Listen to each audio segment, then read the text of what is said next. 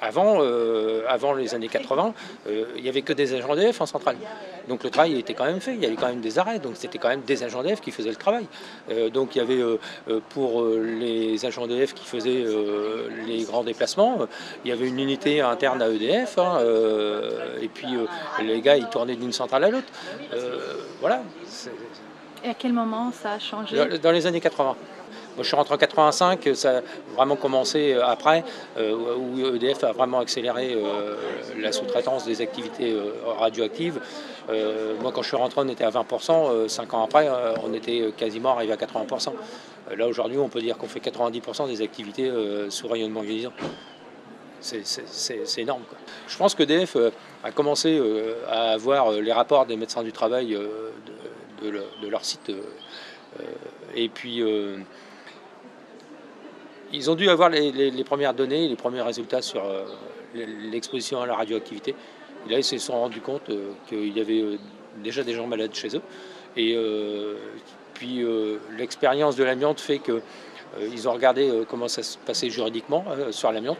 Ils se sont dit à un moment donné, il faut qu'on arrive à se déresponsabiliser des risques qu'on fait courir aux salariés. Donc on va se déresponsabiliser en sous-traitant les activités, puisque de toute façon, les salariés, c'est pas les nôtres, donc ils ne pourront pas se retourner contre nous, mais que contre les boîtes sous-traitantes, sachant qu'il y a des boîtes sous-traitantes qui apparaissent et qui disparaissent régulièrement. Donc voilà. Bon, aujourd'hui, les besoins sont augmentés puisqu'ils sont dans les grands carénages. Donc là, aujourd'hui, on expose beaucoup plus, quoi. Il y a beaucoup plus de gens exposés, quoi. Moi, aujourd'hui, les doses cumulées des 2 salariés qui sont décédés, il y en a un qui est à 50 et l'autre est à moins de 50, il doit avoir 45. Il est dit qu'à 100 millisieverts vie, il ne nous arriverait rien. Sauf qu'aujourd'hui, comme je viens de vous dire, il y a déjà des agents EDF décédés à 50% de la dose, même moins.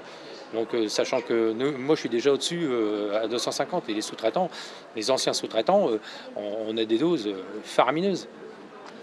Sachant qu'aujourd'hui, en plus, on va recourir à des salariés détachés, donc avec un problème de langue, de compréhension entre nous, avec des gens qui ne vont pas être syndiqués, qui ne vont pas pouvoir se défendre. Et ces gens-là, on va pas les capter. Je veux dire, d'ailleurs, s'ils viennent parler avec nous, ils sont tout de suite renvoyés chez eux.